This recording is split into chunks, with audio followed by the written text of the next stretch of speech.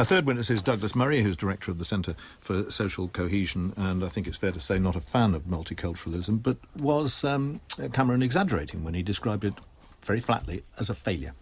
No, if anything, he was understating the case. Multiculturalism as a state policy has had a terrible impact on the lives of very many people, including a couple of generations of British people who should have expected and should have received better from the British state. Kenan, Malik. Is it really multiculturalism you're worried about, or is it Muslims? No, it's multiculturalism, I'd say, if it was just Muslims. Well, you have said it's just Muslims. Let me quote you from a speech you gave a couple of years ago. Do I really have to be lectured by a member of the Revolutionary Communist Party about what I've said or haven't said? Well, let me quote... I mean, really, do I have to be? Let me quote you. I presume... If you'd like to ask me questions, I'll tell you my words in my own words now. Indeed. And presumably you're in this programme to answer my question. So let me ask you a question. You said a couple of years ago, that all immigration into Europe from Muslim countries must stop. Yes. Conditions for Muslims in Europe must be made harder across the board. Now, that sounds not like a critique of multiculturalism, but a vendetta against Muslims. No, if you'd bothered to read anything that I have written, you'd learn something different, which is that if you look at that speech, and if you look at other things I've written, it's a perfectly clear point. I believe that there's a level of mass immigration beyond which you cannot integrate people in society. That is the level which this country got to some time ago. Governments are now realising this. The Labour government started to realise this. The Conservative government is now realising this. That level of immigration was far too high.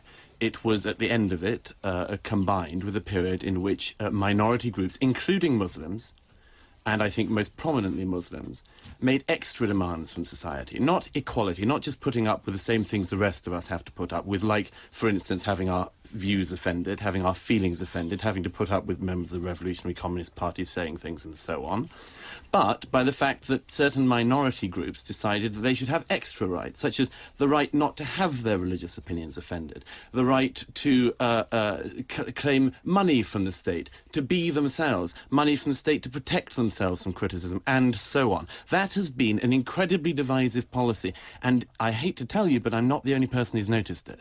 No, I've noticed it too, but my point is that you've noticed it in a very different way. You talk about questions of equality, and as someone who's read your work at length, let me quote from you something else you said, which is that Muslims who condone violence against the West should be deported back to their countries of origin. But you also carry on to say that if they were born in the West, they should be deported back to the countries of origin of their parents or grandparents. In other words, if you're a Christian, you would have full rights of citizenship. If you're a Muslim, you would not have those rights of citizenship. Are you not singling out Muslims for unequal treatment? No, what you're doing, Kenan, I think probably because you have a vendetta, because I wrote a review of your book, which was very critical, is that you've decided that you're going to seize one speech, by the way, the same speech you quoted earlier, which suggests to me you've never read more than a few thousand words of anything I've written, but you've quoted from the same speech and pretended it's a different speech, and what you've quoted is quite something different, which is this. I do believe, and I think many other people believe, and I think it's a perfectly acceptable belief, that if people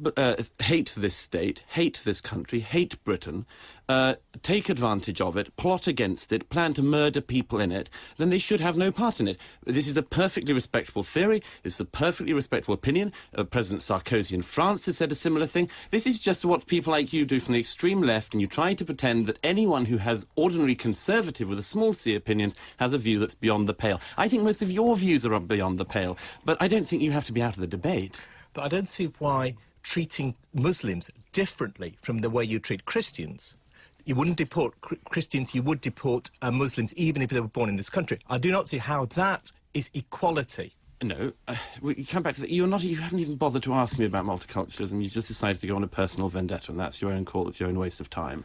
But if you look at the situation, you look at that speech, if you look at other things I've written, what I say is that if people from a minority group, people who have just come to this country, people who have themselves sometimes come in recent years, decide they're going to spend time in this country plotting against this country should not have to be a birth for them to do so. That is perfect common sense to most people, other than perhaps you and your fringe ideas. Matthew Taylor. Yeah, I'd like to get back to multiculturalism if we can, because you said that it's done terrible, terrible harm, that it's the worst mistake that the state has committed in recent times.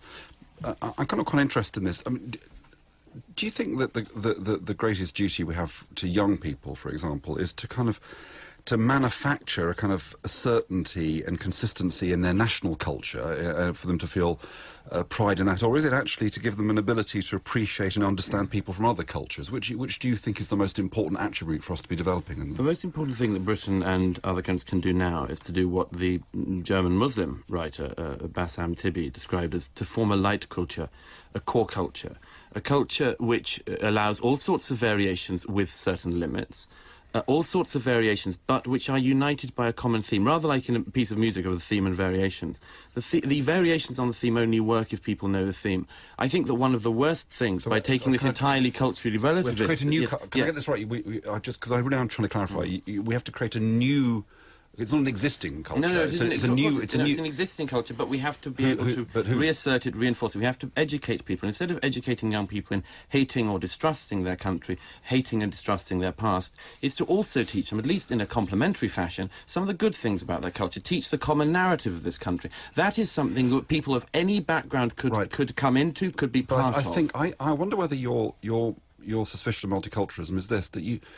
It's not a suspicion. That you feel that for people to understand that other people have different values, different beliefs, different gods, is somehow to make them feel more insecure about their own culture and values. And I don't see why that's the case. Let me, for example, present to you the fact that most opinion polls show that white people who live in very diverse areas are more relaxed about diversity than white people who live in predominantly white areas. So it seems that the people who live in this kind of multicultural hubbub are quite kind of relaxed and happy about it. The classic thing of mixing these things up, if I may say so.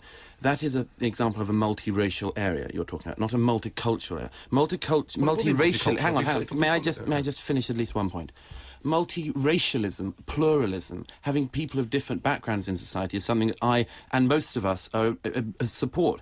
But as we've tried to stress several times now, there has to be a unifying idea, a unifying core to that culture, which is, in our case, in Britain, Britishness. There are all sorts of debates to be had around that.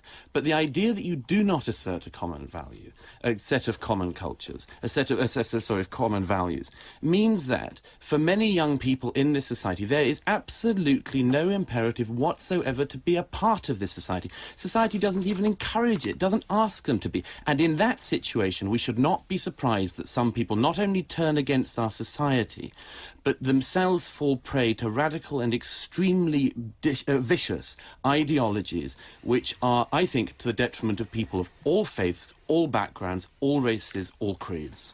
Douglas Murray, thank you very much indeed. Thank you.